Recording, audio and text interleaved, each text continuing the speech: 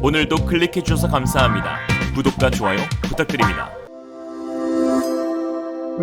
최근 주변국에 군사적 위협을 가하고 있는 중국을 견제하기 위해 한국의 군사력을 활용해 막아야 한다는 목소리가 해외 채널들을 통해 나오고 있습니다. 미국 주요 외신 및 싱크탱크들은 인도태평양 지역에서의 계속되는 중국의 위협에 한국의 핵잠수함 보유를 지지해야 한다고 밝히면서 더 나아가 한국의 독자적 핵무장 역시 고려해야 할 시기가 도래했다고 하였는데요. 이런 걸 이렇게 표현하죠. 중대한데 중국이 대들수록 한국이 대박난다. 이미 미국이 42년 만에 한국의 미사일 사거리 지침을 완전히 해제하면서 한국의 중거리 탄도미사일 IRBM과 대륙간 탄도미사일 ICBM의 개발을 할 수 있는 발판이 마련되었고, 우리의 미사일들이 중국 전역으로 사거리가 확대돼 시진핑의 요실금이 도지겠는데요. 미국 바이든 대통령이 취임부터 지금까지 기자회견 때마다 하는 말이 있죠. 바로 동맹국과 함께 중국 견제입니다. 특히 지난 9월 영국, 호주와 함께 외교안보 3자 협의체 오커스를 출범시키면서 호주의 핵잠수함 기술 지원을 제공하기로 했는데요. 미국은 호주의 핵무기는 주지 않는다, 비핵화 약속을 지킨 것이라며 이번 지원은 단 한 번만 있는 일이라고 선을 그었지만, 이 논리대로면 북한이나 이란이 중국, 러시아의 기술로 핵잠을 만들어도 할 말이 없는 것이고, 막상 핵잠수함 보유를 희망하는 한국 역시 아니 호주는 되는데 우리는 왜 안 되냐 라는 말이 나올 판입니다.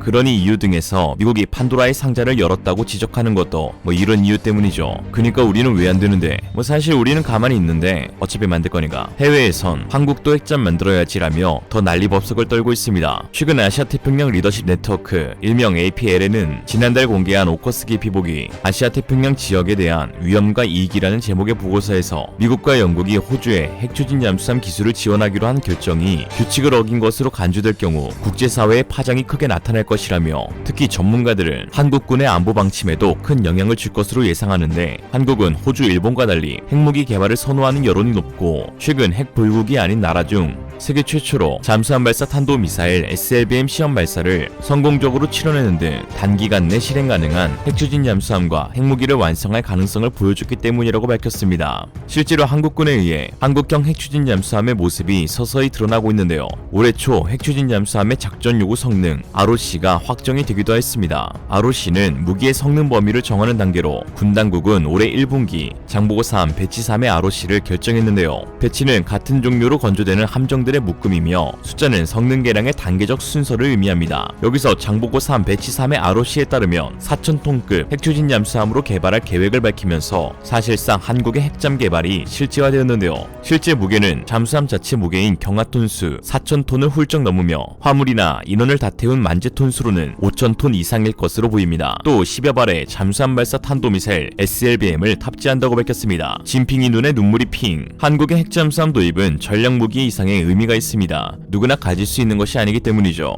핵잠수함은 핵분열 때 발생하는 열로 증기 터빈을 돌려 전기를 만들어 사용합니다. 선체 내 원자로에 농축 우라늄을 주입하면 짧게는 10년, 길게는 30년 이상 연료를 보충하지 않아도 되는데요. 일반 디젤 잠수함은 자망 속도가 시속 18km 정도에다가 전기 충전을 위해 매일 일정 시간 물 밖에서 스노클, 공기 흡입을 하는데, 이때 소음과 열이 발생해 적에게 들킬 가능성이 높아집니다. 반면 핵잠수함은 시속 30노트, 약 55km 정도로 3배가량 빠른데요. 1982년 포클랜드 전쟁에서 영국의 핵잠수함은 15,000km 가까이 떨어진 포클랜드의 역에 10여일 만에 도착해 아르헨티나 해군을 무너뜨렸습니다. 함께 출발한 재래식 잠수함이 5주가량 걸렸다는 사실을 감안하면 핵잠수함이 왜 게임 체인저로 불리는지 알 수 있는 부분이죠. 거기에 스노클도 필요 없이 물밑에서 몇 달씩 작전을 수행할 수 있는데, 승조원의 건강상의 이유로 보통 3달의 작전 수행 주기가 정해지는 것일 뿐, 만약 핵추진 무인 잠수함이라면 수십 년을 바닷속에 있을 수 있습니다. 한편 한국 기술로 향후 5년 안에 핵추진 잠수함 개발이 가능하다는 분석이 나와 화제인데요.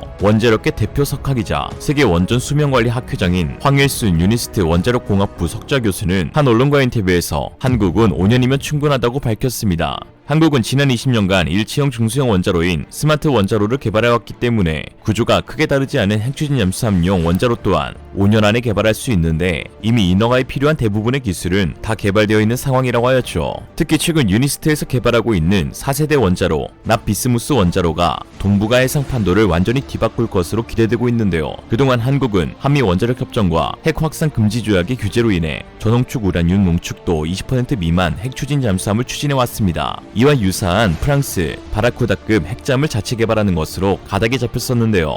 전홍축 우라늄은 연료 효율이 떨어지기 때문에 핵잠수함 크기에 제한이 생긴다는 단점이 있습니다. 또 가압 경수로형이라 추가 장치가 들어가기 때문에 원자로 자체 부피도 커지는데 이에 무장 탑재량 또한 줄어들게 되는 것이죠. 거기에 전홍축 우라늄은 약 7년에서 10년에 한 번 정도 연료를 주입해야 하는데 단순히 연료캡 뚜껑 열고 호스 꽂으면 되는 문제가 아니었습니다. 연료를 주입하기 위해선 잠수함을 반으로 잘라야 해 운용국인 프랑스 역시 자르고 붙이는 게 주된 일입니다. 이는 당연히 비용이 상당히 들고 연료 교체를 위한 전용 부두까지 갖춰야 하죠. 거기에 핵연료를 짧은 시기에 교체할 경우 발생하는 막대한 핵폐기물은 덤입니다. 그런데 유니스트에서 개발하고 있는 4세대 납비스무스 원자로는 한미 원자력 협정과 핵 확산 금지 조약 등 어떤 규제도 걸리지 않는 농축도 11%의 우라늄을 쓰면서도 연료 교체 주기가 무려 40년에 달하고 추가로 방사선 오염 문제까지 없는 그야말로 핵 추진 잠수함의 판도를 뒤바꿀 4세대 게임 체인저입니다. 국내에서 개발 중인 4세대 납비스무스 원자로는 지름이 1.7m, 길이는 6m에 불과해 OPR-1000 등의 기존 상용 원자로와 비교해 부피가 500분의 1에 불과합니다. 그 발전 출력은 20MW급이며 고속 증식로 기술을 사용해 연료 수명이 40년이나 되므로 한번 탑재되면 배가 퇴역할 때까지 원자로나 핵연료를 교체할 필요가 없는 것이죠. 개발 사업 책임자인 황일순 교수는 이번에 개발할 수형 원자로는 원자로를 물로 냉각하는 것이 아니라 납과 비스무스를 5대5로 혼합한 액체 금속으로 식힌다며 이 액체 금속은 123도에서 액체가 되고 1700도에서 기체가 되는데 상온에서 물이나 공기와 만나도 반응과 폭발이 없다는 장점이 있다고 설명했습니다. 상용화 시기는 짧게는 7년, 길게는 10년으로 보고 있는데 2028년 이후에 등장할 장보고 3급 배치 3 5,000톤 핵잠의 탑재도 가능성이 있다는 이야기죠. 납비스무스형 4세대 원자로는 한국 이외에 중국과 미국, 유럽 등 다양한 국가에서 개발되고 있습니다. 현재 사용 중인 경수로 원자로는 냉각제로 경수, 물을 사용하는데 이 물은 100도에서 끓어오르면서 기화됩니다. 이렇게 낮은 온도에서 끓어오르므로 냉각 효율이 떨어짐은 물론 원자로에서 만들어진 열 에너지를 제대로 외부로 전달하지 못해 운용 효율 면에서도 문제가 많죠. 그래서 경수로는 물이 끓어오르는 것을 최대한 막고자 150기압에 달하는 강한 압력을 가해주고 있습니다. 문제는 배관이나 기타 구조물에서 문제가 발생할 경우 가압된 수증기가 새어나오면서 주변을 넓게 방사능으로 오염시킬 수 있다는 것이죠. 이와 비교해 납비스무스 원자로는 원자로를 식히는 냉각제로 물이 아닌 액체로 된 금속 납비스무스 합금을 사용합니다. 납의 녹는점이 327도인 것과 비교해 납비스무스 합금은 123도에 불과해 손쉽게 액화시킬 수 있는데 선박에 문제가 생겨 바닷속에 빠지더라도 액체 금속이 모두 고체로 바뀌어 핵연료가 모두 봉인돼 방사선 오염 문제도 걱정할 필요가 없는 것이죠.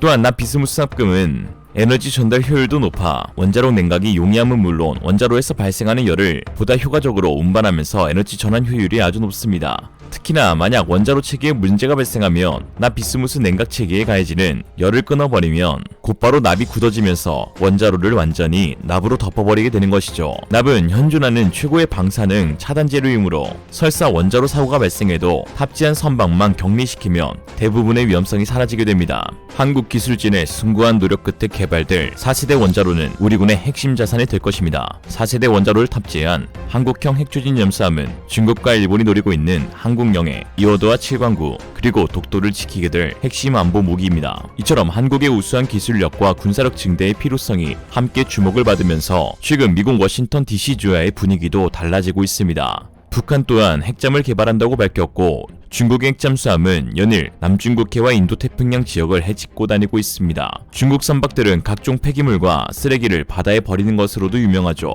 아주 지상 최고의 민폐국이 따로 없습니다. 이런 상황을 두고 옛적 그리스의 아르키메데스가 목욕을 하던 중 욕조에 물이 넘쳤을 때 이런 말을 하기도 했죠.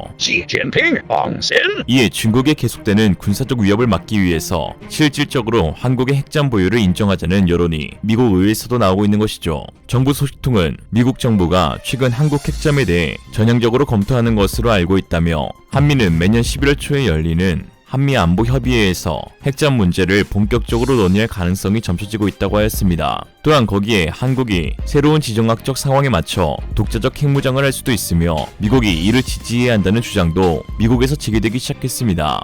미국 CNN은 핵잠수함을 확보하는 것 자체가 사실 핵무장의 전 단계라고 밝혔는데요. 다트머스대 국제학센터의 제니퍼 린드 교수와 데릴 프레드 교수는 워싱턴 포스트에 한국이 핵무기를 만들어야 하나 라는 제목의 글을 기고하면서 중국의 한국의 부상과 북핵의 고도화로 한미 동맹이 위협받는 상황에서 한국의 독자 핵무장이 해결책이 될 수 있다고 밝혔습니다. 북중러합쳐 수천 개의 핵미사일이 한국을 포위하고 있는 상황에 한국 보고 핵무장하지 말라면 그냥 죽으라는 거지 뭐. 한 가지 알 게 있는데 우린 갈 땐 가더라도 꼭 한 놈은 패고 간다. 오늘의 한 줄평, 미친 개에는 메이드 인 코리아 몽둥이가 약이다. 이상으로 리얼리즘이었습니다. 여러분의 생각은 어떠신가요? 현명하고 지혜로운 여러분의 의견을 지금 댓글에 남겨주세요. 감사합니다.